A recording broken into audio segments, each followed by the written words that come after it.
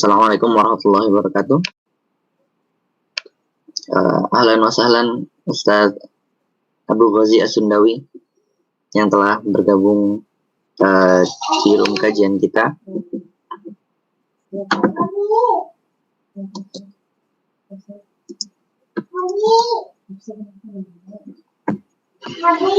Kenapa sayang?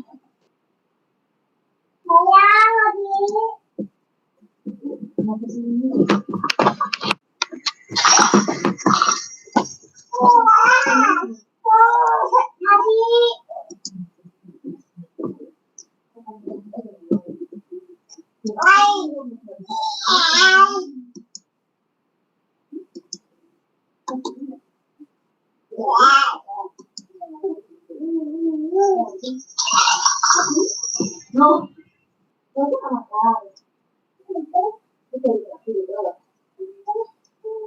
Bismillah, Assalamualaikum Ustaz.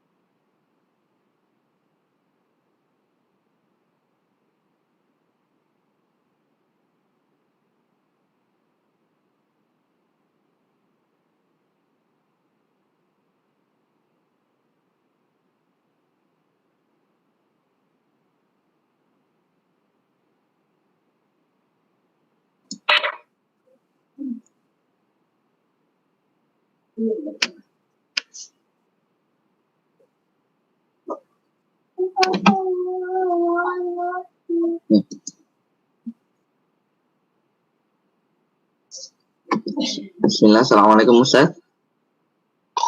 Assalamualaikum. Ada suara? Ada Ustaz, ahlan wa sahlan. Ada suara ya? Jelas ya? Sudah Ustaz, ada suara, alhamdulillah. Iya, baru.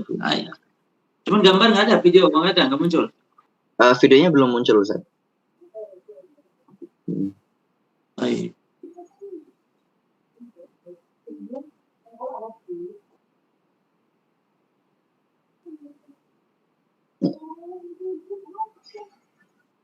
Sedang mau dinyalakan dulu apa bagaimana Ustaz? Iya, nggak nemu ya ininya ya. Button untuk videonya nggak ada ya? Anda menggunakan handphone atau laptop Ustaz? Handphone.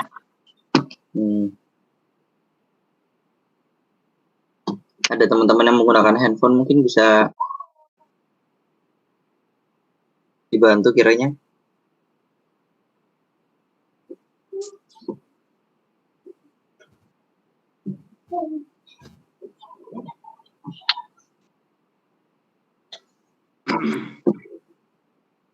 Tadi pakai laptop cuman nggak bisa ini ya installnya.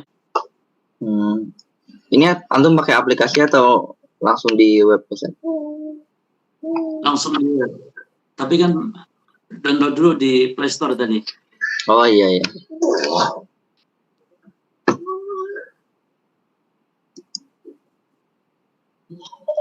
Muncul ya. Di bagian bawah di samping mic itu nggak ada Ustaz?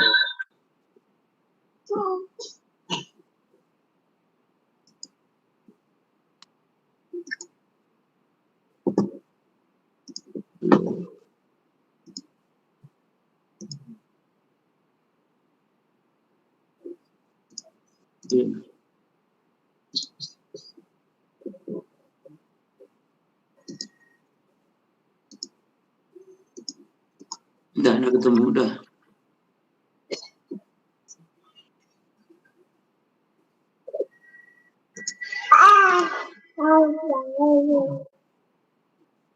Halo.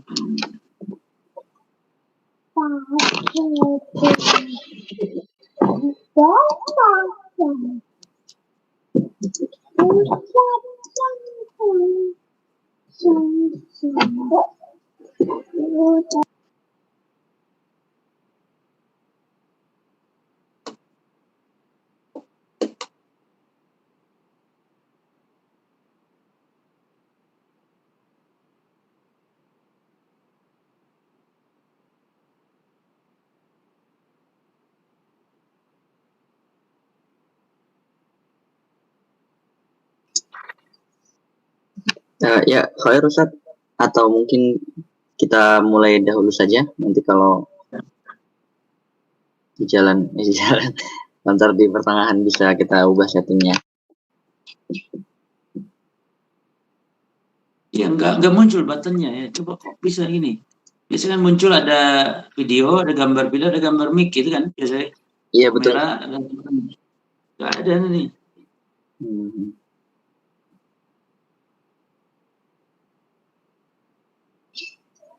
Look this video for everyone. Nah, anak klik ini juga nggak bisa. Oh, lock this video for me. Nggak bisa.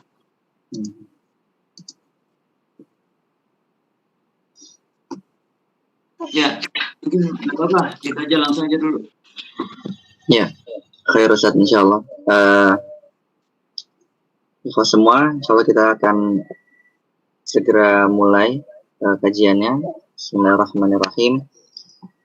Innal hamdalillah nahmaduhu wa nasta'inuhu wa nastaghfiruh wa na'udzu billahi min syururi anfusina wa min sayyiati a'malina. Man yahdihillahu fala mudhillalah wa man yudhlil fala hadiyalah. Alhamdulillahirabbil alamin. Hari ini Allah berikan kembali kesempatan untuk bisa bersama-sama menuntut ilmu bersama guru kita Ustadz Abu Ghazi As-Sundawi. Insyaallah dalam 4 pekan ke depan kita akan membahas bersama beliau kajian dengan serial keluarga. Insyaallah dalam 4 pekan ke depan setiap hari Ahad pukul 7 pagi waktu Jerman atau kiranya pukul 13 waktu Indonesia Barat. Insyaallah nanti seperti biasa bagi teman-teman yang sudah bergabung, mohon kita bersama-sama menjaga adab-adab kajian, walaupun kita kajiannya online, dengan tidak menyalakan mic ataupun menginterupsi jalannya kajian. Insyaallah nanti jika teman-teman ada pertanyaan bisa disampaikan melalui kolom chat, maupun juga bisa kita sediakan nanti fasilitas tanya jawab di akhir kajian insyaallah ta'ala. Insyaallah kajian kita bertemakan tentang keluarga. Maka dari itu kiranya mungkin di pekan ini maupun di pekan-pekan yang akan datang, teman-teman nanti ingin mengundang keluarganya untuk bisa bergabung di kajian juga kami persilahkan. Insyaallah begitu dari saya. Kurang lebihnya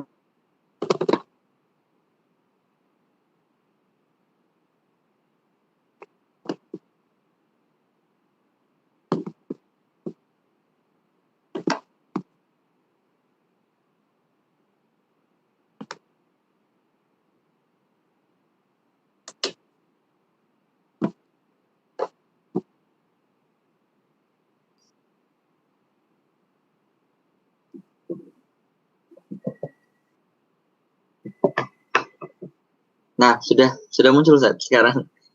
Sudah muncul ya? Ya, alhamdulillah. Baik. Baik, tafadhal Ustaz.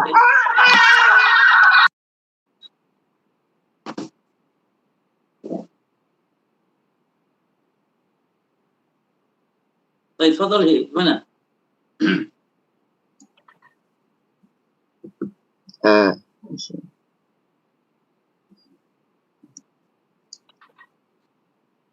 Iya Ustaz, tadi Anda sudah Anda buka. Insyaallah kita bisa mulai sekarang Ustaz.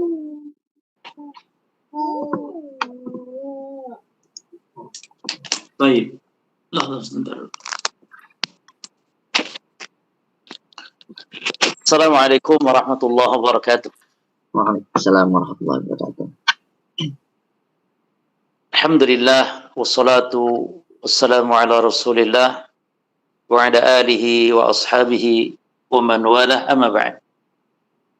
Baik, Afan, tolong dicek dulu ini Anda pakai mic. Keluar enggak suaranya? Terdengar Ustaz, jelas alhamdulillah.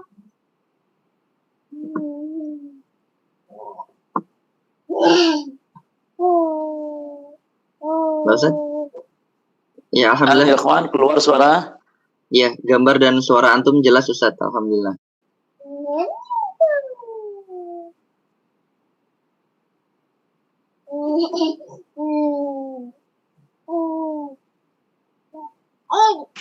Oh, berarti anaknya enggak kedengar ya. Ya. Ya Ustaz? Yang tadi waktu anak pakai mic keluar ada suaranya enggak? Yang tadi suaranya lebih jelas Ustaz. Yang sekarang terdengar tapi tidak sejelas yang tadi.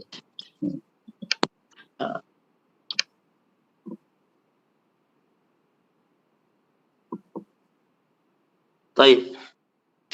Ya, bismillah, alhamdulillah, wassalatu wassalamu ala Rasulillah wa ala alihi wa ashabihi wa man wala, amma ba'd. Ikhwani fiddin wa akhwati fillah rahimani wa rahimakumullah. Inilah edisi perdana pertemuan kita yang membahas tentang keluarga insyaallah. Dan ada beberapa materi yang sudah kita siapkan, di antaranya yang materi pertama terkait tentang keagungan menikah. Ya, ini merupakan dasar pondasi kita di dalam membangun rumah tangga. Ya. Kita akan bahas sekitar 3 pembahasan di sini. Yang pertama tentang ikatan yang agung berupa pernikahan, dan itu Allah sebutkan di dalam Al-Quran bahwa ikatan pernikahan itu adalah Allah namakan dengan mitsaqan ghalidha. Ya. Nanti akan kita bahas, yang artinya perjanjian yang teguh. Jadi pernikahan itu bukan hal yang remeh sepele, tapi Allah sampai menamakan dalam Quran dengan mitsaqan ghalidha. Ya. Lalu pembahasan kedua tentang hukum nikah itu sendiri. Ya, akan kita kaji tentang hukum nikah itu sendiri. Lalu di pembahasan berikut tentang fawaid. Fawaid atau faedah-faedah atau keutamaan atau keistimewaan ya, menikah, dan ini sebagai motivasi bagi orang yang belum menikah, dan juga ini sebagai bentuk pengingat agar orang yang telah menikah berharap dengan fadilah-fadilah keutamaan itu semakin menguatkan ya di dalam dia berumah tangga, untuk semakin mendekatkan diri kepada Allah, untuk semakin berharap apa yang disebutkan berupa keutamaan-keutamaan tersebut. Ya. Kita tidak menyarankan untuk menikah lagi yang sudah menikah dengan adanya keutamaan tadi, tapi kita ingin menekankan orang yang sudah menikah, berarti dengan fadilah yang demikian agung, dia bisa berharap dengan fadilah-fadilah dan keutamaan tersebut. Baik. Yang pertama dulu, di dalam surah Al-Ahzab ayat 7, Allah menyebut perjanjian antara Allah dengan para nabi dan rasul. Allah menyebut perjanjian antara Allah dengan para nabi dan rasul untuk berdakwah, menyampaikan risalah. Ini Allah namakan mitsaqan ghalidha. Ya. Allah berfirman, "Wa id akhadna minan nabiyyin." Dan ingatlah ketika kami mengambil perjanjian, kata Allah. Dengan siapa? Dari para nabi. Ya. Jadi Allah mengambil perjanjian dari para nabi. Dan juga kata Allah dari wa minka. Ya, mitsaqahum, perjanjian mereka, wa minka, dari engkau wahai Muhammad, wa min Nuh, dari Nuh, wa Ibrahim, dari Ibrahim, wa Musa, dari Musa, wa Isa bin Maryam, dan juga dari Nabi Isa bin Maryam. Ini 5 nabi, 5 rasul yang agung, ulul azmi minar rasul. Para rasul ulul azmi yang 3 ini, Nabi Muhammad, Nabi Nuh, Nabi Ibrahim, Nabi Musa, Nabi Isa. Lalu apa kata Allah? Wa akhadna minhum, dan kami telah mengambil perjanjian dengan mereka wahai Muhammad, mitsaqan ghalidha, dengan perjanjian yang teguh, perjanjian yang kokoh antara Allah dengan para nabi tersebut.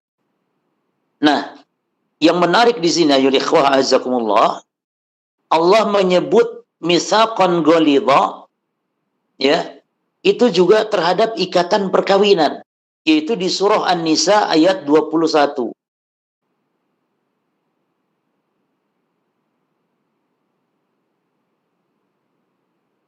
Ya. Jadi di surah An-Nisa ayat 21 Allah juga menyebut dengan kata yang sama dengan kata misaqan ghalidha juga untuk menyebutkan ikatan perkawinan, ikatan pernikahan. Ya. Nah, jadi penamaan inilah yang menunjukkan betapa agungnya pernikahan. Allah berfirman, "Wa kaifa ta'khudunahu wa qad afdha ba'dukum ila ba'din." Bagaimana kamu akan mengambil kembali kata Allah, yakni mahar-mahar yang telah kamu berikan? Padahal waqad afdha ba'dukum ila ba'din. Padahal sebagian kamu telah bercampur bergaul dengan istri dengan sebagian yang lain. Wa akhadna minkum, dan juga para istri-istri tersebut telah mengambil dari kamu, kata Allah, misaqan ghalidha. Misaqan ghalidha, perjanjian yang agung. Nah, jadi ada titik kesamaan penamaan antara perjanjian Allah dengan para nabi tentang menyampaikan agama, menyampaikan risalah, dengan perjanjian sepasang suami istri. Ini menunjukkan berarti bahwa demikian agungnya pernikahan di dalam Islam. Nah, oleh karena itu kita akan bahas bagaimana sebenarnya menikah dalam Islam, bagaimana hukum menikah di dalam Islam. Ya, taib. Sebelum kita bahas itu, apa itu nikah? Ya, apa itu nikah? Nikah itu pada jemaah, kalau dalam bahasa artinya menggabungkan. Ya, jadi para ulama mengatakan an-nikahu, nikah itu lughatan secara bahasa artinya adhammu, menggabungkan. Jadi menggabungkan dua jiwa dalam satu keluarga, itu maksudnya. Ya, adhammu wa tadakhul, yani saling memasuki, saling mengisi. Itu nikah secara bahasa. Adapun nikah secara istilah syariat artinya aqdun. Itu sebuah akad perjanjian yatadammanu ibahatal istimta' bil mar'ah, yang berkonsekuensi, yang mengandung di dalamnya pembolehan untuk bersenang-senang dengan wanita. Perhatikan, bersenang-senang dengan wanita bilafdhil matlub, dengan lafad yang ditetapkan. Lafad yang dimaksud apa? Ijab qabul. Itu maksudnya. Kemudian ibahah, untuk membolehkan, konsekuensi ya, yakni sebuah akad perjanjian yang mengandung konsekuensi pembolehan. Kenapa? Karena sebelumnya kan dilarang. Sebelumnya dilarang. Bersenang-senang dengan wanita itu sebelumnya dilarang. Menjadi boleh dengan akad. Ya, menjadi boleh dengan akad. Bagaimana lafaznya? Lafaznya tertentu, yaitu dengan adanya ijab dan qabul. Itu yang dimaksud dengan nikah. Dan nikah ini dikenal bukan hanya oleh Islam, orang-orang kufar juga mengenal istilah menikah, itu istilahnya. Dan ini yang membedakan antara manusia dengan binatang. Ya. Jadi nikah itu adalah penggabungan dua jiwa dalam sebuah bingkai keluarga. Baik. Dan masalah hukum nikah ini yang kita akan kaji. Hukum nikah ini Allah mengatakan yakhtalif, berbeda-beda hukum nikah itu ya. Berbeda-beda biikhtilafil ahwal, tergantung kondisi hukum nikah itu. Ya. Adapun nikah itu disyariatkan dalam Islam, ya, sepakat. Kalau nikah itu disyariatkan, sepakat ulama. Makanya dalil pensyariatan nikah itu satu dari Al-Quran. Allah memerintahkan kepada kita untuk menikah. Berarti ini nikah disyariatkan. Kata Allah, fankihu ma taba lakum minan nisa'i masna wa thulatha wa ruba'. Maka nikahilah wanita yang kau sukai, ya, dari perempuan yang kau sukai, masna wa thulatha wa ruba'. Baik 2, 3 atau 4, kata Allah. Lalu Allah mengatakan, fa in khiftum alla ta'dilu fawahidatan aw ma malakat aymanukum. Tapi kalau kalian khawatir tidak sanggup berbuat adil, maka jangan nikah lebih dari satu, kata Allah. Jadi ayat ini sebenarnya bukan ayat perintah poligami. Ayat ini sebenarnya perintah untuk menikah satu.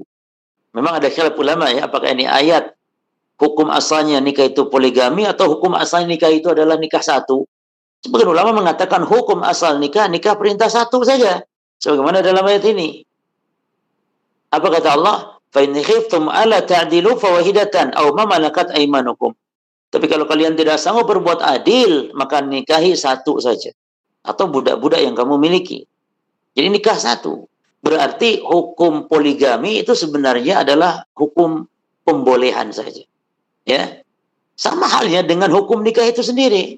Berbeda-beda kondisinya. Ya, demikian pula poligami. Sama mengikuti kepada hukum nikah itu sendiri. Oleh karena itu kata para ulama, nikah itu yakhtalifu biikhtilafil ahwali. Nikah itu hukumnya tergantung kondisi. Fatantabiqu alaihi al-ahkamu taklifiyah al-khamsah. Dan berlaku pada hukum nikah adalah hukum taklifi yang 5. Apa hukum taklifi yang 5? Hukum taklif itu adalah hukum pembebanan syariat kepada hamba, yaitu wajib, sunnah, haram, makruh, mubah. Ada 5. Itu disebut dengan hukum taklifi yang 5 ya. Nah, nikah itu sendiri masuk kepada hukum yang 5 ini. Jadi bisa wajib nikah itu, bisa sunnah, bisa haram, bisa makruh, dan nikah bisa mubah. Oleh karena ini pula berarti poligami pun sama, coba. Poligami pun sama, bisa wajib, bisa sunnah, bisa makruh, bisa haram, bisa makruh, dan bisa mubah. Oleh karena itu para ulama sepakat tentang nikah disyariatkan. Naam. Dalilnya apa? Quran ya, kemudian hadis dan ijma'. Yani kesepakatan para ulama Islam. Kalau ada yang mengatakan misalnya nikah tidak disyariatkan dalam Islam, wah itu berarti aliran sesat itu. Nikah itu disyariatkan. Termasuk poligami pun disyariatkan dalam Islam. Kalau mengatakan poligami bukan ajaran atau tidak disyariatkan dalam Islam, itu sesat, aliran sesat berarti. Dan yang mengingkarinya berarti kekufuran. Mengingkari syariat poligami, mengingkari syariat nikah, itu berarti kekufuran. Ya. Makanya ibu-ibu nih, kalau ditanya, misalnya ibu-ibu, Bu, boleh enggak suaminya nikah? Misalnya, ibu-ibu tuh melarang. Enggak boleh. Nah, kalau ibu ini melarang, artinya mengingkari syariat poligami, maka kufur. Jelas ya? Maka kufur. Tapi kalau tidak mengingkari syariatnya, tapi dia memang benci karena suaminya kawin lagi, ini tabiat manusiawi ya. Karena sangat jarang ibu-ibu atau istri itu yang sudah punya suami, sangat jarang mengizinkan suaminya kawin lagi. Kecuali bagi orang-orang yang sudah memang teruji, atau wanita-wanita yang sudah memang teruji. Secara umum wanita benci suaminya kawin lagi. Dan ini benci yang tabi'i, ini benci yang hal ini tidak haram. Boleh-boleh saja. Ya. Walaupun yang afdal tentu istri yang baik, dia akan mengizinkan suaminya menikah lagi ketika suaminya mampu. Jadi jemaah sekalian, hukum nikah, para ulama semua sepakat ya bahwa disyariatkannya nikah. Namun yang menjadi beda pendapat adalah tentang hukum asal nikah itu ya. Hukum asal nikah. Nanti ada, dan juga para ulama menghukumi nikah itu berbeda-beda hukum tergantung kondisinya. Ya. Baik. Nah, menurut para ulama diantaranya jumhur ya, seperti Malikiyah, Syafi'iyah, Hanabila, jadi mazhab Syafi'i, mazhab Maliki, mazhab Hambali, hukum nikah katanya terbagi menjadi 4. Yang pertama hukumnya wajib. Ya. Menikah hukumnya wajib ini bagi siapa? Menikah hukumnya wajib ini adalah bagi orang yang memiliki syahwat besar dan khawatir dia akan terjerumus kepada perzinahan. Yani jika tidak segera menikah karena khawatir terjerumus kepada perzinahan dan syahwatnya besar, maka menikah bagi dia hukumnya wajib. Menikah bagi dia hukumnya wajib. Dan dibawa kepada hukum inilah semua perintah-perintah menikah, seperti Nabi Sallallahu Alaihi Wasallam memerintahkan untuk menikah. Ya kata Nabi, ya ma'syar syabab, man istata'a minkumul ba'at falyatazawwaz. Wahai falyatazawwaj ya, falyatazawwaj itu bacanya. Jangan keliru zai dengan jim, zai dulu baru jim. Falyatazawwaj. Ya. Falyatazawwaj gitu ya. Wahai para pemuda kata Nabi, kalau kalian sudah mampu, punya kemampuan kecukupan, hendaklah menikah. Kata Nabi, dan ini perintah, lam di sini lam amar, fal yatazawwaj, lamnya lam amar, yang berkonsekuensi menunjukkan kewajiban. Fal yatazawwaj, fa innahu aghaddu lil basar. Ya, karena menikah itu adalah lebih menundukkan pandangan, wa ahsan lil farj, dan juga menikah itu lebih yakni menjaga kemaluan. Namun kata Nabi, "Uman lam yastati fa alaihi bis-saum." Namun kalau tidak mampu kata Nabi maka bersaum, berpuasa. Fa innahu lahu wija. Karena puasa itu sebagai bentuk mengkebiri syahwat, yakni maksudnya. Pelindung baginya, itu maksud wija di situ. Ya.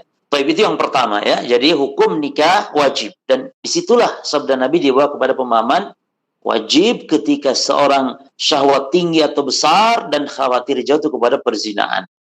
Kemudian yang kedua, para jamaah sekalian, rahimani wa rahimakumullah, hukum nikah mustahab. Ini dianjurkan. Nah, bagi siapa hukum nikah dianjurkan? Hukum nikah dianjurkan bagi orang yang punya hasrat namun dia tidak khawatir. Tidak khawatir jatuh kepada perzinahan. Dia bisa meredam syahwat. Ya, walaupun demikian lebih utama tentu dia untuk menikah, gitu ya. Walaupun demikian tetap dia utama untuk menikah daripada melakukan ibadah-ibadah sunnah. Kan ada tentang hukum orang yang mampu menahan syahwat, dia punya kemampuan mampu menahan syahwat, gitu ya. Tidak akan terjerumus kepada berzina, mampu. Nah, bagi orang seperti ini boleh tidak menikah demi memperbanyak ibadah? Maka sebagian ulama mengatakan boleh, ya, tidak menikah bagi orang yang mampu seperti ini, ya. Tapi dengan tujuan apa? Tujuannya itu untuk memperbanyak ibadah, gitu loh. Tidak menikahnya itu memang dalam rangka taqarrub kepada Allah, yakni untuk memperbanyak ibadah. Maka sebagian ulama ada yang membolehkan begitu tuh. Tapi yang benar itu tidak afdal. Yang afdal itu adalah menikah tetap. Karena Nabi memerintahkan dan juga Nabi memberi contoh menikah. Ya. Baik. Nah, jadi walaupun menikah bagi kondisi seperti ini jadi orang yang berhasrat namun dia tidak khawatir ya. Ada syahwatnya namun dia nggak khawatir jatuh kepada zina, itu nikah nggak sampai wajib tapi hanya mustahab atau dianjurkan. Walaupun yang afdal lebih utama bagi dia itu menikah. Ya, daripada melakukan ibadah-ibadah sunnah. Ini adalah pendapat jumhur mayoritas kecuali Imam Syafi'i. Ya. Kalau menurut Imam Syafi'i tidak. Ya. Kalau menurut Imam Syafi'i yang afdal itu tidak menikah, gitu ya. Kalau menurut jumhur orang seperti ini menikah lebih afdal. Tapi menurut Imam Syafi'i tidak, karena menikah hanya penyempurna agama katanya. Sebagaimana kata Nabi SAW, "Idza tazawwajal 'abdu faqad istakmala nisfad din, falyattaqillaha fima baqi." Apabila seorang hamba menikah maka telah sempurna separuh agamanya, maka bertakwalah kepada Allah pada sisa berikutnya. Jadi kalau menurut Imam Syafi'i, orang yang mampu menikah, ada syahwat juga, mampu menikah namun dia tidak menikah dalam rangka taqarrub kepada Allah, dalam rangka untuk memfokuskan ibadah kepada Allah, kata Imam Syafi'i itu bagus. Tapi kata jumhur tidak, yang bagus nikah saja, karena justru dalil yang dibawakan oleh Imam Syafi'i justru itu adalah merupakan pendukung yang menunjukkan menikah itu lebih afdal. Karena menikah menyempurnakan separuh agama. Artinya apa? Orang kalau tidak menikah, ya, walaupun sehebat agamanya tetap tidak sempurna, kan gitu konsekuensinya. Nah, baik jemaah ya. Yang jelas nikah dianjurkan bagi yang mampu dan juga punya syahwat, kemampuan, namun tidak khawatir jatuh kepada zina. Kalau tidak menikahnya karena ingin beribadah, ini lain lagi bahasannya. Sebagian ulama mengatakan boleh, seperti Imam Syafi'i. Namun jumhur mayoritas mengatakan nikah lebih afdal. Namun bagi orang yang tidak tujuan untuk taqarrub kepada Allah dengan membujangnya, maka bagi dia dianjurkan untuk menikah. Ya. Karena ada para jemaah di antara ulama pun yang sibuk fokus ibadah, fokus menuntut ilmu, tidak menikah padahal mampu dan semisal. Ada ulama yang menunjukkan bagus seperti itu, seperti Imam Syafi'i. Ya, Imam Syafi'i. Tapi mayoritas mengatakan kalau dia mampu menikah dan walaupun tidak khawatir jatuh kepada zina, maka lebih afdal menikah. Gitu. Kemudian berjamaah yang ketiga, hukum nikah makruh. Makruh, dibenci ya nih. Orang ini menikah dibenci. Bagaimana dia bisa dihukumi makruh? Ya ini bagi orang yang belum berkeinginan untuk menikah dan juga dia belum mampu untuk menafkahi wanita, maka hendaknya dia mempersiapkan bekal untuk menikah. Ya orang yang seperti ini dibenci menikah. Dia tidak punya kemampuan. Allah Ta'ala berfirman, وَلْيَسْتَعْفِفْ dalam surah An-Nur ayat 33. Allah mengatakan, وَلْيَسْتَعْفِفِ الَّذِينَ لَا يَجِدُونَ نِكَاحًا. Dan orang yang belum mampu untuk menikah, hendaklah kata Allah menjaga dirinya. Menjaga kehormatan, menjaga dirinya. Ya, bagi orang yang belum mampu menikah. Hatta yughniyahumullahu min fadlihi. Sehingga Allah Subhanahu wa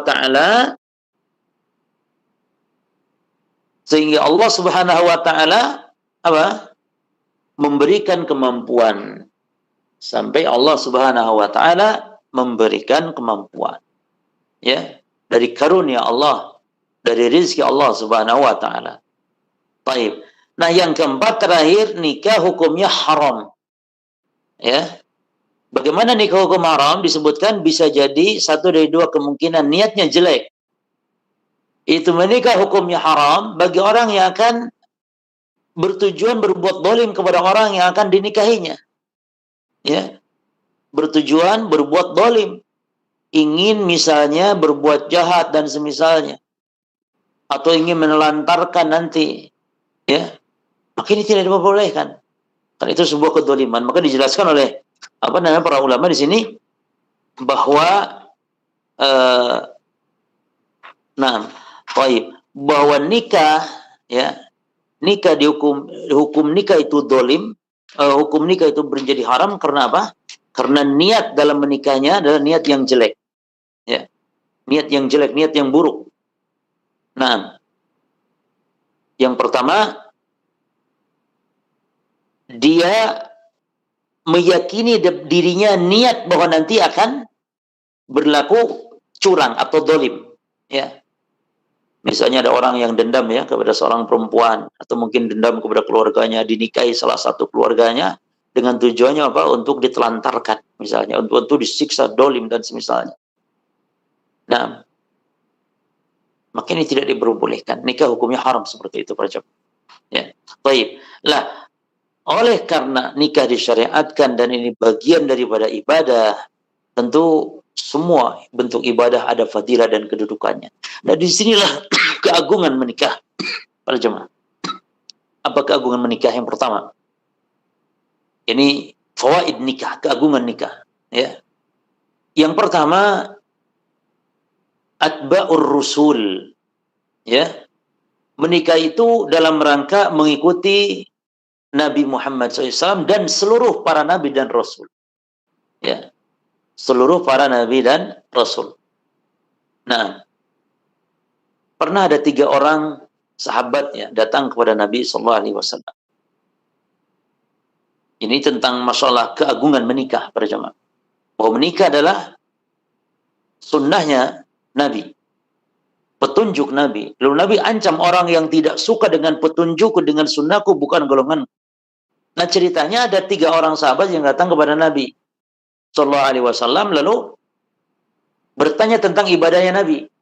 Jadi Nabi saat itu tidak ada, gitu ya. Ada istrinya saja. Tanya tentang bagaimana ibadahnya Nabi SAW. Ketika dikabari tentang demikian besarnya ibadah Nabi SAW, kanahum taqalluha. Seolah-olah yang 3 orang ini merasa, wah ini kita ini masih kurang nih ibadah, tidak seperti Nabi, gitu. Ya, kurang ibadah kita nih, tidak seperti Nabi. Akhirnya memutuskan para jemaah, mereka mengatakan yang bertiga ini, aina nahnu minan Nabi SAW. Sementara kita kalau dibandingkan Nabi ini jauh. Kalau Nabi kan diampuni dosa. Ya.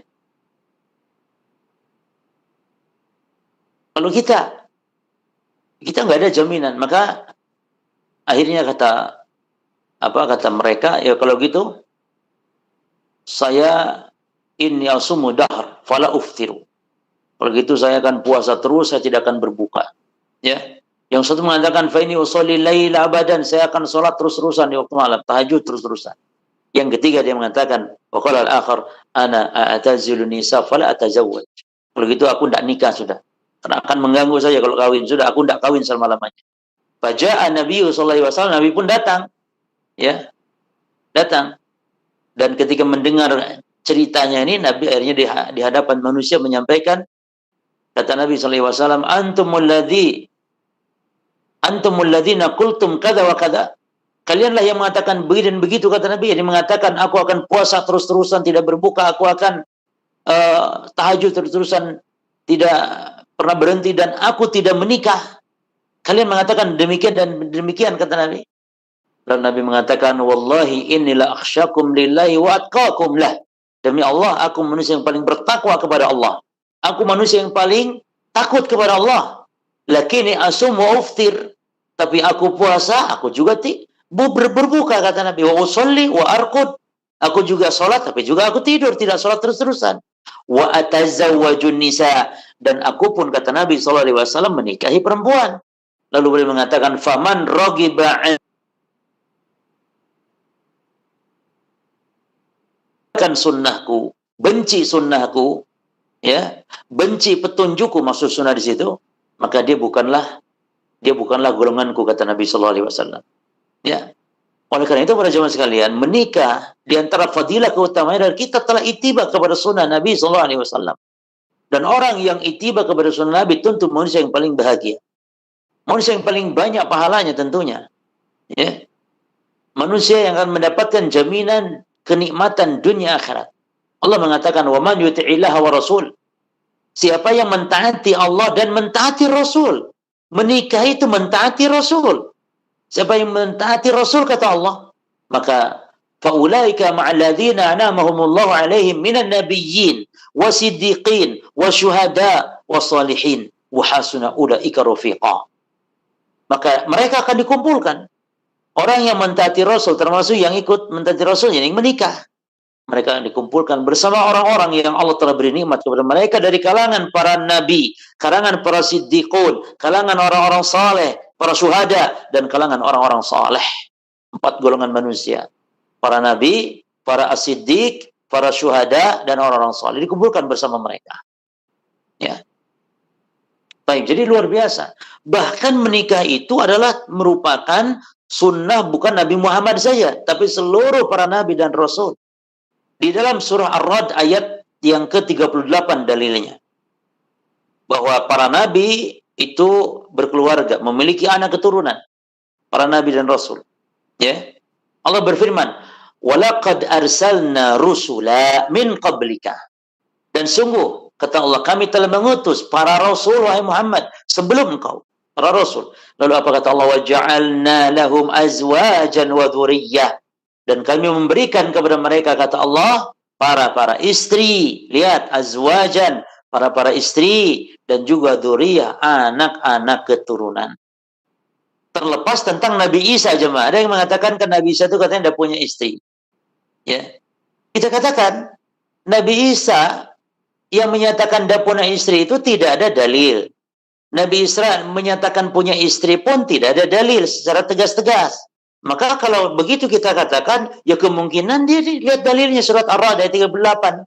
Setiap Nabi Rasul punya istri, punya anak keturunan. Gitu ya. Memang Nabi Isa ada yang berpendapat tidak punya anak keturunan. Tapi kan itu juga tidak berdasar dalil gitu. Sama halnya yang mengatakan anak memiliki anak, ya, Nabi Isa juga tidak ada dalil. Jika demikian ya kita tawakuf, kita nggak tahu, kita katakan wallahu alam. Tapi berdasarkan surah Ar-Ra'd ayat 38 inilah Allah Ta'ala berfirman, ya, wa laqad arsalna rusulan min qablika wa ja'alna lahum azwajan wa dzurriyyah.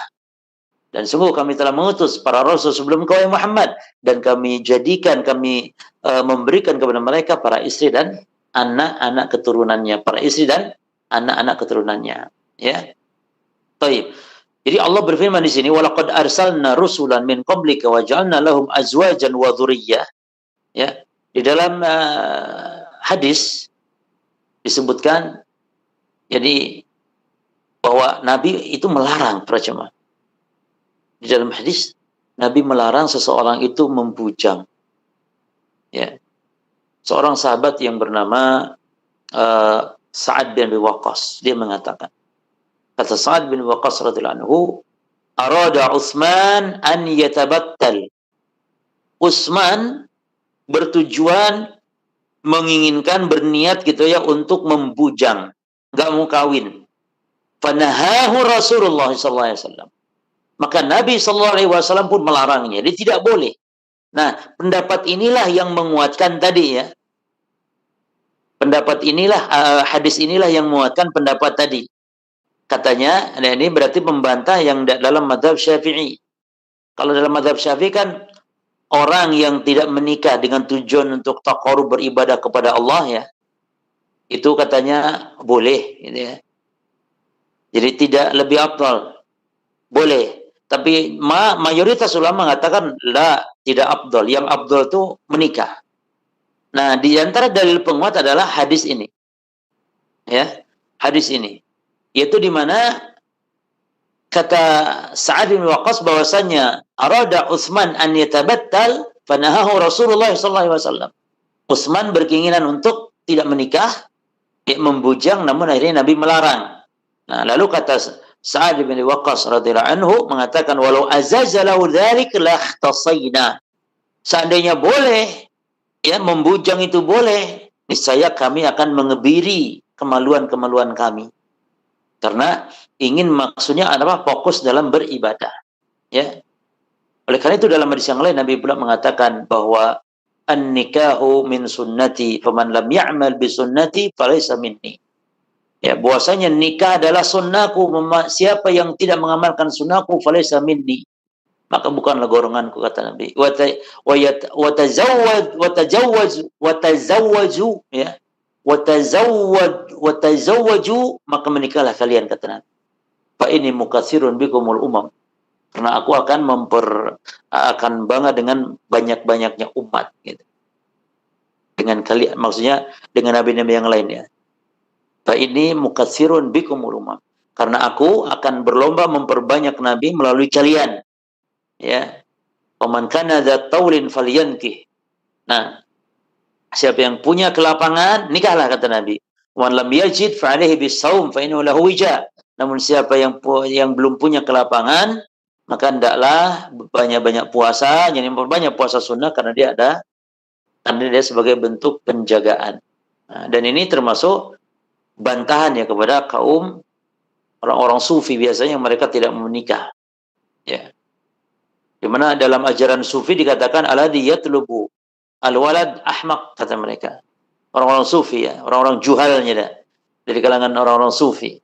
Orang-orang bodohnya dari kalangan orang sufi mengatakan orang kata yang mencari anak, yakni orang yang menikah, mencari anak kan maksudnya menikah, mencari anak itu ahmaq, orang yang pandir atau dungu katanya. Ya. Orang pandir, dungu, orang yang mencari anak. Ini keliru.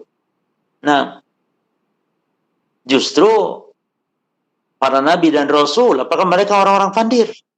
Para nabi dan rasul mereka menikah. Ya. Para nabi dan rasul berharap mereka untuk memiliki anak. Bahkan Imam Bukhari dalam kitab Sahih Bukhari membuat suatu judul bab talabil walad, bab tentang untuk mencari anak dengan cara kawin, menikah. Ya. Kok bisa, kata orang-orang sufi, orang yang ingin anak apalagi boleh, banyak anak bahkan boleh. Boleh. Imam Bukhari membuat lagi bab yang lain itu tentang masalah anak. Babu du'a bi kathratil walad ma'al barakah. Bab tentang bolehnya, dan lihat ya judul-judul pembahasan di kitab Sahih Bukhari, judul-judul babnya itu menunjukkan kepada fikih beliau para jemaah. Imam Bukhari. Kata Imam Bukhari, bab doa, bab bolehnya berdoa bi kathratil walad, dengan banyaknya anak, ma'al barakah, namun diiringi dengan minta keberkahan kepada Allah. Lalu jadi datang Ummu Sulaim ya, ibunya Anas bin Malik, mengatakan kepada Rasulullah, "Ya Rasulullah, khadimuka Anas, ud'u Allah lahu." Wahai Rasulullah, ini Anas aku wakafkan kepada engkau ya Rasul.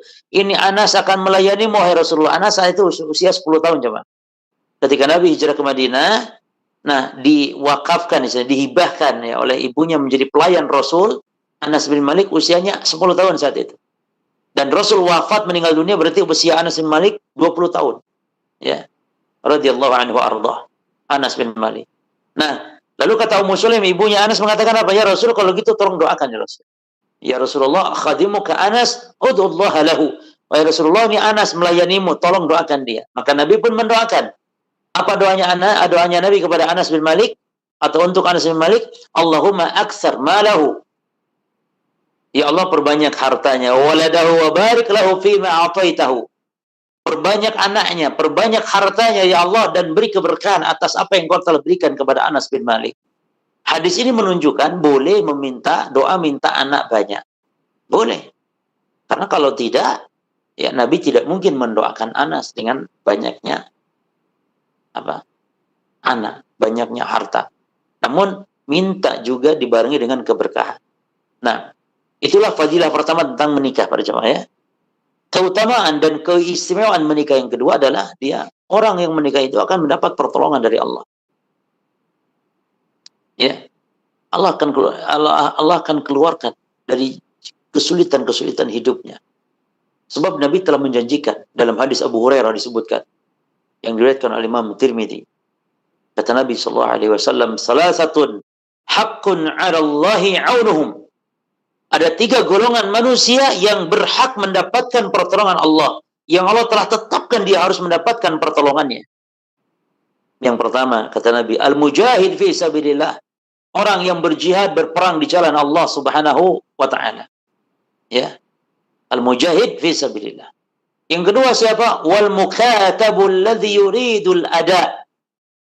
Budak yang sedang berusaha mencicil diri, melunasi dirinya dengan cara utang ya, maka Allah akan tolong dia. Ya, mukatab alladzi yuridul ada. Jadi yang ingin menebus dirinya untuk membayar utang. Karena dia membebaskan dirinya, menebus dirinya dengan cara berutang. Itu mukatab. Mukatab itu orang budak yang punya utang dalam rangka menebus dirinya, membebaskan dirinya ke tuannya, ke majikannya. Itu akan ditolong oleh Allah.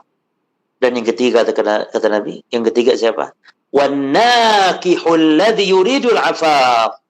Dan yang menikah yang tujuannya untuk menjaga kehormatan. Luar biasa. Ya. Jadi ini para jomblo-jomblo nih harusnya paham ini. Para jomblo kenapa hidupnya susah? Karena jarang pertolongan Allah. Karena pertolongan Allah diberikan kepada orang yang menikah. Jomblo hidupnya sempit, ya, tidak ada kenyamanan. Makan sendiri, minum sendiri, nyuci sendiri, apa sendiri. Kalau tidur melihat langit-langit, ngelamun, jomblo. Maka tidak ada manusia yang paling sengsara di muka bumi, ya jomblo itu juga. Menikah, Allah berikan keberkahan, Allah tolong dia. Ya. Yang ketiga para jemaah, at-takmil fid din, menyempurnakan agama. Tadi hadis sudah kita sebut di awal. Kata Nabi, atau idza tajawazal 'abdu faqad kammala nisfa din.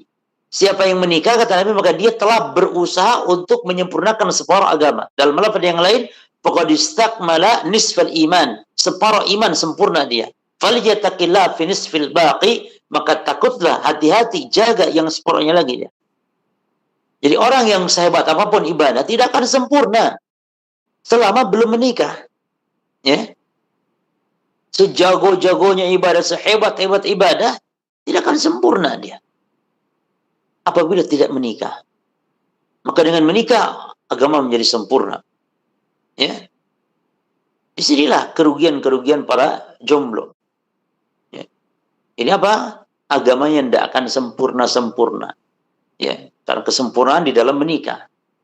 Nah, kemudian di antara tujuan menikah nih, dan di antara keistimewaan tujuan menikah dan keistimewaan menikah adalah taksirul mukminin, taksirul muslimin, memperbanyak kaum muslimin, memperbanyak kaum mukminin, memperbanyak umat Islam.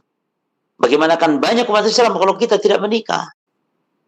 Oleh karena itu Nabi SAW selalu menyarankan kita untuk kriteria wanita yang kita nikahi adalah yang yang subur banyak anaknya.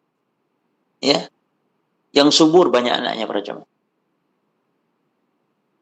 Ada seorang sahabat pernah datang kepada Nabi Shallallahu Alaihi Wasallam. Dia istilahnya minta pendapat. Demikian para sahabat, mereka selalu datang kepada Nabi ketika ada problem, ya, minta pendapat dan nasihatnya. Demikian kita seharusnya mendatangi para penuntut ilmu atau kalau penuntut ilmu mendatangi para ahli ilmu, ya, untuk bertanya tentang problem dalam kehidupan, minta pendapat, itu boleh, bagus. Para sahabat datang kepada Nabi. Ya. Nggak disebutkan siapa sahabatnya, namun sahabat Ma'qil bin Yasir atau bin Yasar, Ma'qil bin Yasar menceritakan ada sahabat yang datang kepada Nabi sallallahu alaihi wasallam. Ya. Lalu dia mengatakan, "Ya Rasulullah, inni asabtul mar'a dzata hasabin wa jamal." Wallah, ini kriteria banget ini. Wahai Rasulullah, saya dapat wanita yang mau saya kawin, saya nikahi. Wanitanya ini Rasul cantik, ya, anak terpandang, anak orang terpandang itu, anak keturunannya yang terhormat, itu maksudnya. Itu maksud hasab, ya, yakni dzata hasabin wa jamal, yang punya hasab. Yakni hasab itu maksudnya anak keturunan orang terpandang dan juga cantik lagi ya Rasulullah. Namun sayang, wa innaha la talidu. Wa innaha la talid. Namun sayangnya ya Rasul, dia tidak melahirkan. Artinya apa? Mandul, artinya turunan orang mandul gitu. Turunan yang sedikit anaknya, mandul. Lalu sahabat ini tanya, "Afa atazawwajuha? Apa atazawwajuha? Apakah boleh saya menikahi wanita tersebut ya Rasul?" Kata Nabi, "La." Tidak, jangan cari yang lain. Baik, pulang dia. Enggak banyak ngomong, enggak protes dulu. "Apa ya Rasul? Kenapa ya Rasul? Kan cantik lu ya Rasul." Enggak banyak protes. Sami'na wa ata'na. Demikian mereka para sahabat. Ya, enggak banyak protes. Sami'na wa ata'na. Pulang dia. Lalu datang lagi, summa atahu tsaniyah. Di kali yang kedua dia datang lagi. Sama lapar kayak gitu, "Ya Rasulullah, ini asabtu imra'atan dzata hasabin wa jamal ya Rasul, saya dapat wanita cantik, wanita yang anak keturunan baik-baik. Bagaimana ya Rasul? Tapi dia tidak melahirkan, artinya dia mandul. Bagaimana ya Rasul?" Kata Nabi. Di kali yang kedua sama jawabannya. Panahahu sallallahu alaihi wasallam. Nabi larang dia. Sampai 3 kali loh jemaah, datang dia. Sampai 3 kali. Pertanyaannya sama. "Ya Rasulullah, ini asabtu imra'atan dzata hasabin wa jamal ya Rasul, saya dapat wanita nih, anak keturunan terpandang, cantik lagi. Bagaimana ya Rasulullah?" Kata Nabi, di kali yang ketiga Nabi katakan apa? "Tazawwajul wadudal walud, fa inni mukatsirun bikumul umam yaumal qiyamah." Nikahi wanita yang al-wadud. Al-wadud yakni yang penyayang. Ya. Al-walud yang banyak anaknya. Karena aku akan berbangga melalui kalian. Melalui kalian, kata Nabi, melalui umatnya. Rasulullah akan berbangga melalui umatnya dengan banyak-banyakan umat dengan nabi-nabi yang lain kelak dari kiamat. Makanya orang yang anaknya banyak berarti ini yang dicintai Rasul. Maka mari ya kita bertekad untuk memperbanyak anak keturunan. Buat anak 10, 24, 19, 25, 79. Enggak masalah. Anas bin Malik itu yang didoakan oleh Nabi banyak anak. Berapa anak cucunya? Anak 100 lebih. Jemaah. Anas bin Malik ya anak cucunya 100 lebih. Seanak, secucu ya 100 lebih. Ya kita pun demikian. Jangan takut. Betul kata orang tua dulu. Banyak anak, banyak rezeki. Ini harus dipegang. Ini kaidah ini. Jadi orang tua dulu, tumben ya, orang tua dulu biasanya kan nggak sesuai syariat biasanya dalam hal kata-katanya. Ini tumben, sesuai syariat ini. Ya, ini banyak anak, banyak rezeki. Sudah itu konsekuensi sudah. Karena anak membuat rezeki. Ya. Nah, Nabi pun dalam hadis yang lain mengatakan, kata Nabi, tanakahu takatsaru. Menikahlah kalian dan nikahilah dan memperbanyaklah anak kalian. Jadi menikahlah kalian dan perbanyaklah kalian dalam memiliki anak. Kenapa? Fa inni, karena sesungguhnya aku, kata Nabi, ubahi bikumul umam.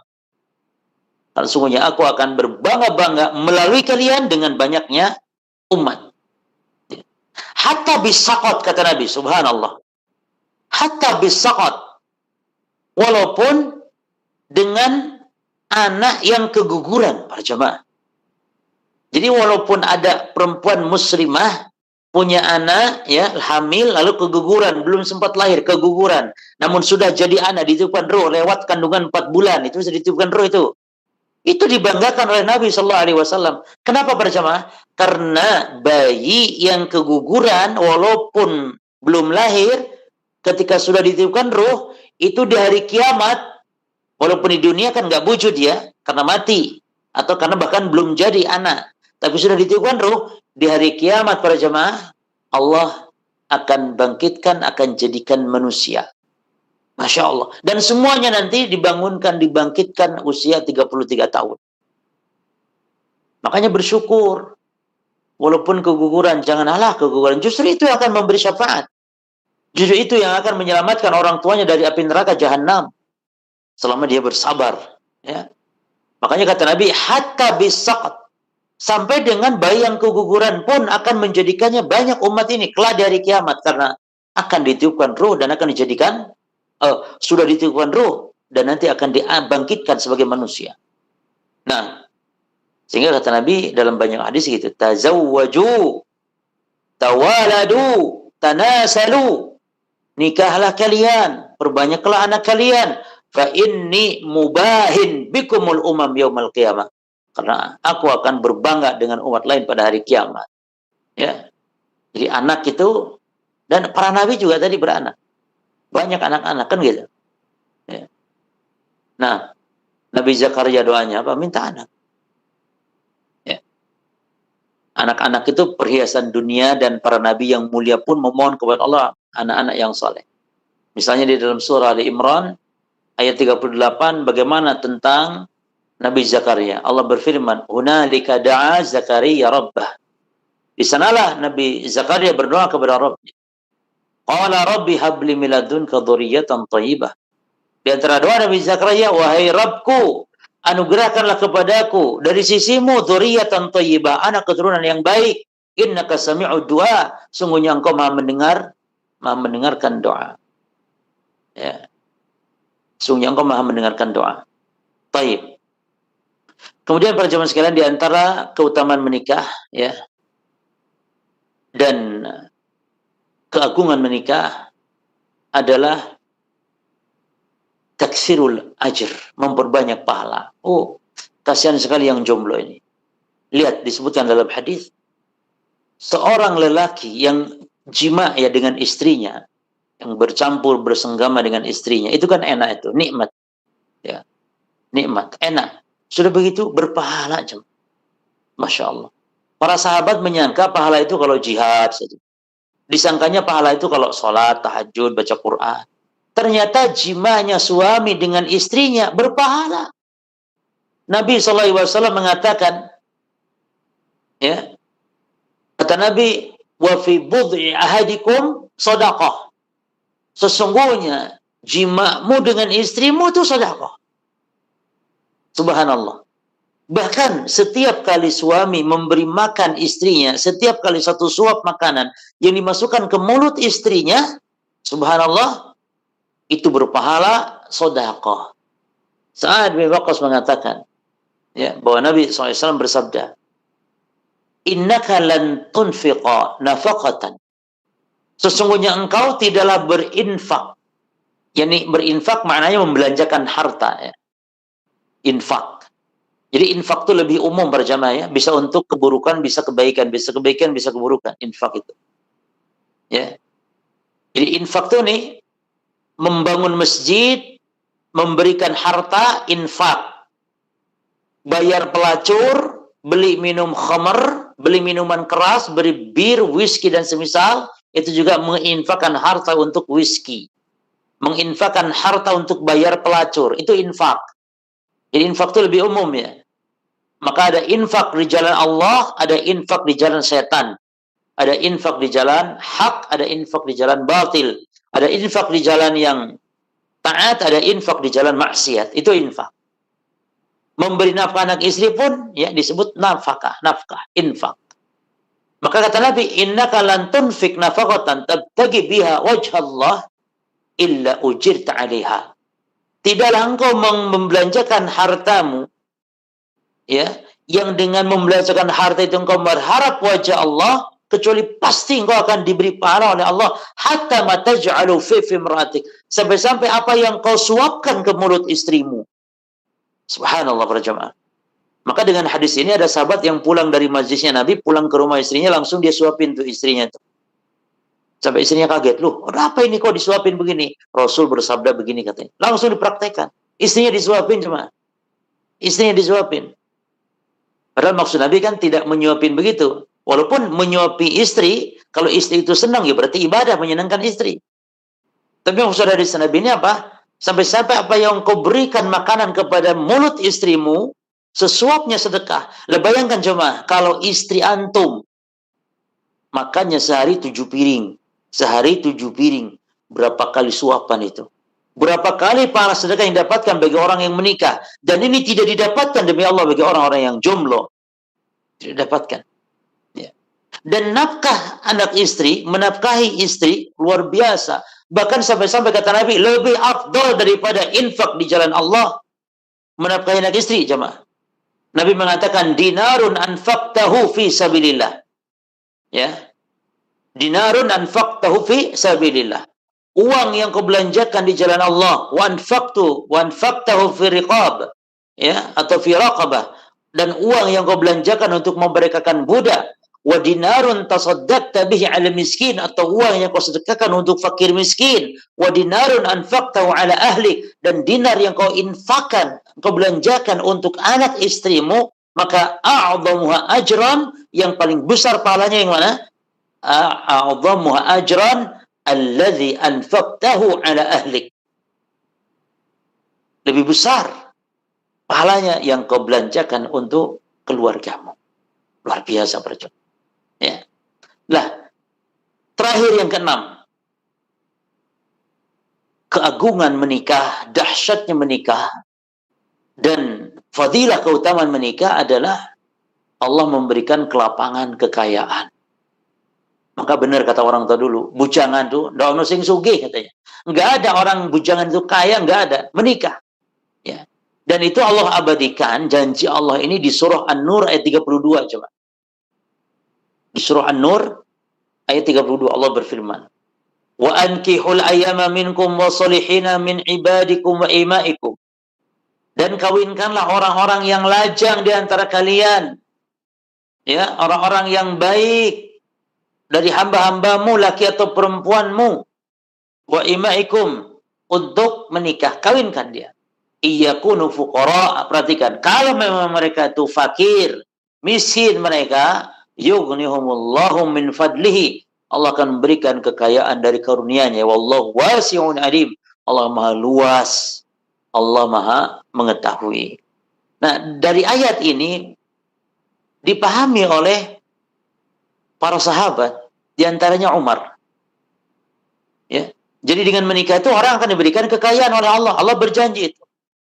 Iyakunu fuqara'a yughnihumullahu min fadlihi. Kalau dia miskin, dia fakir, Allah yang akan memberikan kekayaannya. Maka Umar ini mengatakan, kata Umar, ajaban. Ya. Atau ajibtu liman ibtagha al-ghina bighairi nikah. Aneh kata Umar bagi orang yang mau kaya namun tidak mau kawin. Lalu Umar membaca ayat ini, iyakunu fuqara ayughnihumullahu min fadli. Kalau mereka fakir, Allah kayakan dari harta yang Allah karuniakan. Ya. Maka kata Ibnu Abbas, ayat ini adalah Allah Subhanahu wa taala raghabahumullah fit tajwid. Yani Allah memberikan motivasi. Ya. Allah memberikan motivasi kepada hamba-hambanya untuk menikah. Ya. Wa amara bihi al-ahrar wal abid, dan Allah perintahkan pula ya untuk dinikahkan budak-budak. Dan Allah menjanjikan wa'adahum alaihi al-ghina. Kata Ibnu Abbas, dan Allah menjanjikan kekayaan. Itu iyakunu fuqara ayughnihumullahu min fadlihi.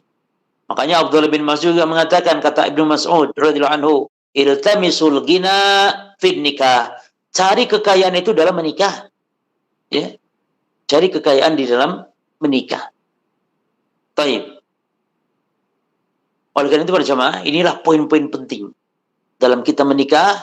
Nah, dan kita akan kaji lagi nanti insya Allah terkait bagaimana menikah yang sukses dalam berumah tangga kita sukses. Dan sukses maknanya bukan berarti kaya ya. Kalau urusan kaya cuma nggak lihat muslim, kafir, semua Allah beri masalah kekayaan. Tapi kita ingin bagaimana kita berkah dalam rumah tangga. Apa hikmah tujuan dalam rumah tangga? Mencari ketenangan, ya. Litaskunu ilaiha, agar kalian tentram, hidup tenang. Ya, demikian. Baik, mungkin saya kira cukup untuk materi. Kita lanjut dengan soal jawab. Tafadhol ya.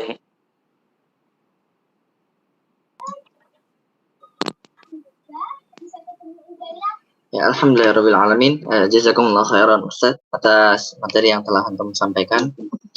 Insyaallah ini kepada teman-teman ya merupakan pembuka dari kajian serial kita insyaallah selama 3 pekan ke depan.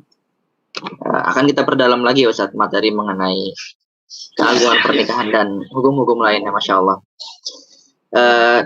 Seperti yang sudah Anda sampaikan sebelumnya, bagi teman-teman yang ingin bertanya atau ada pertanyaan, tidak terbatas ya bagi teman-teman yang sudah menikah maupun teman-teman yang masih bujang, yang tidurnya masih memandang atap ya Ustaz ya. Silakan untuk bertanya. Bisa menggunakan fitur raise hand jika ingin bertanya secara langsung, nanti kita berikan kesempatan, kita nyalakan mic-nya, atau menggunakan fitur chat. Ya. Ini saat sudah muncul satu pertanyaan Ustadz melalui kolom chat. Bismillah Ustadz. Apakah jika kita ingin punya anak banyak, mungkin bagaimana ya jika kita ingin punya anak banyak, namun khawatir, ada rasa kekhawatiran tidak bisa mendidik anak? Begitu Ustadz. Baik. Ya, ini diantara kesalahan, ya. Dan ini diantara waswas syaitan. Banyak faktor, namun yang paling banyak diantara faktor kenapa orang tidak mau anak banyak, di antara faktor tadi ya, karena khawatir nggak bisa mendidik, mengurus. Yang kedua, faktornya takut, dan ini juga masalah-masalah klise sebenarnya. Takut tidak bisa memberi nafkah. Ya. Dan ini dicela oleh Allah di dalam Al-Quran tentang kebiasaan orang-orang Arab jahiliyah dahulu yang mereka banyak membunuh anak-anak karena takut miskin. Itu persis dengan keyakinan kaum muslimin sekarang, itu dari keyakinan jahiliyah, takut miskin dan semisalnya, ya. Allah sampai menjanjikan nahnu narzuquhum wa iyyakum. Allah dahulukan itu, kami yang memberi rezeki mereka dan juga kalian. Jangan takut. Wala taqtulu auladakum khasyata imlaq. Jangan kalian membunuh anak-anak kalian karena khawatir miskin. Ini khawatir, ini miskinnya belum. Miskinnya belum. Dia sudah khawatir. Ada lagi firman Allah, wala taqtulu auladakum min imlaq. Kalau tadi khasyata imlaq, kalau ini min imlaq. Kalau ini miskinnya sudah.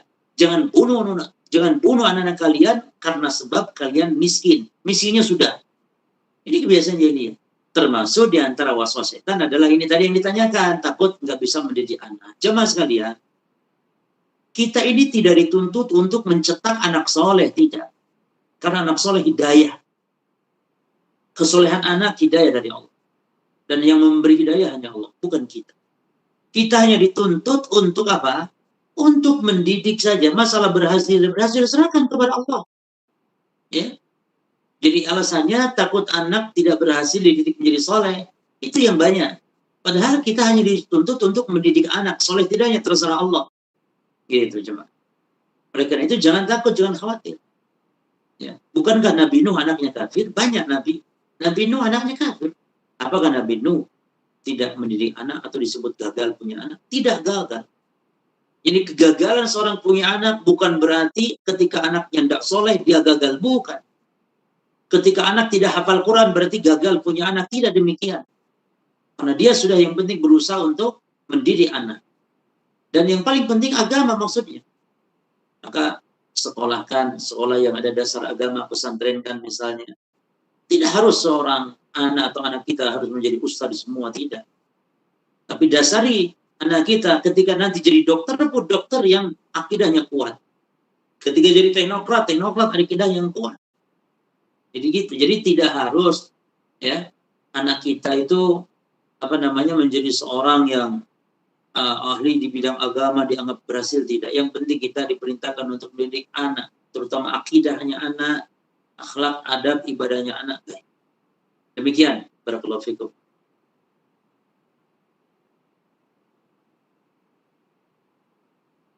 Ya, Ustaz, jazakumullah khairan. Kemudian pertanyaan selanjutnya ini, Ustaz izin bertanya, bagaimana kalau ada kasus laki-laki menawarkan ta'aruf namun harus keluar negeri untuk melanjutkan studi, sedangkan dia belum ada kepastian waktu akad, hanya baru niat khitbah. Setelah proses ta'aruf dan silaturahim antara keluarga, tidak ada kesempatan waktu khitbah dan akad. Ini bagaimana, Ustaz? Ya, itu nanti akan dibahas pada adab-adab ya, adab-adab dalam masalah meminang. Dan itu nanti pembahasannya mungkin kita akan singkat, karena sebenarnya tidak ada pembahasan itu, hanya akan kita singgung saja. Nah, namun saya sampaikan sekarang sedikit masalah ini, bahwa seperti ini tidak boleh dilakukan, ya, kalau ketidakpastian. Karena yang namanya meminang, ya, meminang itu harus ada kepastian. Sementara yang disebut ta'aruf itu hanya untuk mengenalkan. Nah, kalau ta'arufnya kelamaan nanti akan timbulnya fitnah, ya. Jadi kita ini bahkan mungkin tidak perlu kadang-kadang menikah tidak perlu meminang juga. Kalau sudah cocok misalnya langsung menikah, tidak masalah. Ya. Kemudian memang tahapannya demikian ya. Ta'aruf, setelah ta'aruf, khitbah, setelah khitbah, akad. Nah, ta'aruf ini untuk mengenalkan biodata, apa yang berkaitan ya. Termasuk nador ini juga ya, bisa saat ta'aruf, nador sekalian nador bisa. Adapun ta'aruf kemudian nggak jelas kapan waktunya, maka ini akan mendatangkan kemudaratan nanti. Ya, apalagi meminang tanpa jelas kapannya. Nah, ini berarti menyengsarakan orang ketika orang ya keluarga perempuan mungkin mau menikah ya, sementara ini tidak ada kejelasan, maka tidak diperbolehkan. Dan juga hindari fitnah. Ya. Adapun kalau ada perkiraan misalnya dalam waktu ya target sekian bulan, sekian kalaupun tahun misalnya jelas, maka insya Allah tidak apa-apa dengan tetap menjaga. Ya, dengan tetap menjaga menjaga jaraknya. Tidak berakrab-akrab karena dia bukan siapa-siapa kita. Belum sah. Jangankan masih ta'aruf, meminang sekalipun belum sah. Nah, oleh karena itu harus berhati-hati. Nah, barakallahu fikum.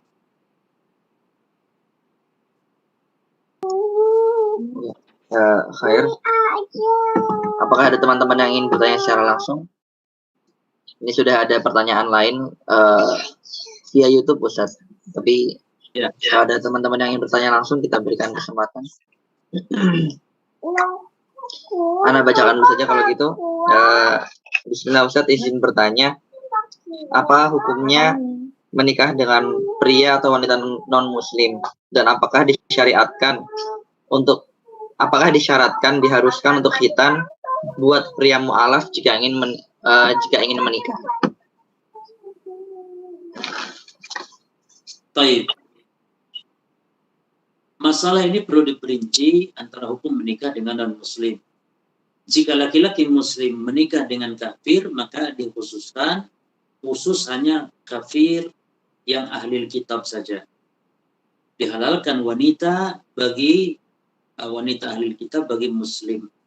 Adapun muslimah, maka tidak ada penghalalan kepada kafir apapun, entah ahli kitab apalagi di luar ahli kitab. Jadi kalau wanita muslimah haram mutlak menikah selain muslim. Adapun laki-laki muslim dibolehkan menikah dan diperinci hanya boleh kepada ahli kitab. Adapun selain ahli kitab tidak diperbolehkan. Ya, tidak diperbolehkan. Oleh karena itu, ketika ada seorang muslimah misalnya menikah kepada kafir laki-laki yang dia mau masuk Islam dan syaratnya harus Islam dulu, cuma ini perlu berhati-hati, berjaga diri, menjaga agama lebih didahulukan.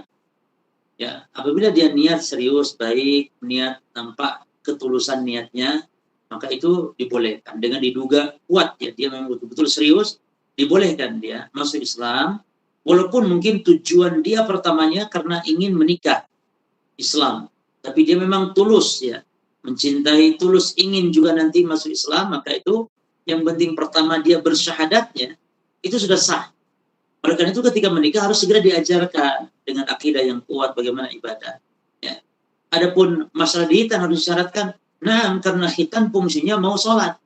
Sementara ketika dia sudah bersyahadat harus belajar sholat, harus belajar bersuci. Sementara khitan bagi laki-laki fungsinya adalah untuk dalam rangka keabsahan bersuci. Oleh karena itu tetap dianjurkan untuk dikhitan. Dan tidak masalah, Nabi Ibrahim saja usia 80 tahun. Nabi Ibrahim alaihissalam. Baik, jadi demikian diperinci ya bagi orang yang menikah, orang Islam yang menikah dengan non-Muslim atau dengan orang kafir, diperinci antara laki-laki perempuan Muslim dibedakan. Kalau wanita Muslimah total nggak boleh mutlak. Laki-laki Muslim boleh, namun hanya wanita ahli kitab saja. Demikian. Namun wanita ahli kitab pun dipersyaratkan dengan syarat-syarat yang ketat. Ya, tidak sembarangan. Wanita ahli kitab yang boleh dinikahi yang pertama adalah wanita yang afifat, yang baik-baik, wanita yang sopan, yang baik-baik. Ya. Jadi wanita yang baik-baik, bukan wanita biasa, bukan wanita-wanita nakal. Nah, terus syarat lagi-lagi harus berilmu, karena bagaimana dia kalau tidak berilmu, sementara menikahi orang kafir yang tentu dia dikhawatirkan akan terpengaruh karena kejahilannya terhadap agama. Sehingga laki-laki harus tidak boleh ya jahil, harus dia mengerti agama baru boleh menikah. Karena hikmah kenapa kita dibolehkan menikah wanita ahli kitab, laki-laki yang boleh menikah karena ar-rijal qawwamuna 'alan nisa. Karena laki-laki itu pemimpin wanita, maka dia yang muslim nanti akan memimpin wanita kafirah tadi. Wanita yang ahli kitab dia akan pimpin, dia akan arahkan, dia akan dakwahi. Dan juga di antara hikmahnya kenapa dibolehkan wanita ahli kitab, karena wanita ahli kitab atau karena agama ahli kitab banyak kesamaan dasar dengan agama Islam. Dari sisi imannya kepada Allah, dari sisi ya berimannya kepada para nabi dan rasul, imannya kepada para malaikat, imannya adanya hari akhir, iman kepada surga nerakanya. Walaupun keimanan mereka itu adalah semuanya iman yang keliru ya, namun mereka memiliki dasar. Karena itu ketika berdakwah kepada mereka dia akan mudah, gitu. Akan dimudahkan. Beda dengan yang ngeblank, nggak ada dasar, kesamaan dasar sama sekali seperti wanita-wanita atau orang-orang yang memang bukan ahli kitab. Ahli kitab itu artinya Yahudi, Nasrani yang itu mereka diberi kitab. Ya. Jadi mereka itu yang diberi kitab ahli kitab. Dan istilah ahli kitab hanya dua agama, itu agama Yahudi dan agama Nasrani. Demikian, Allah Ta'ala.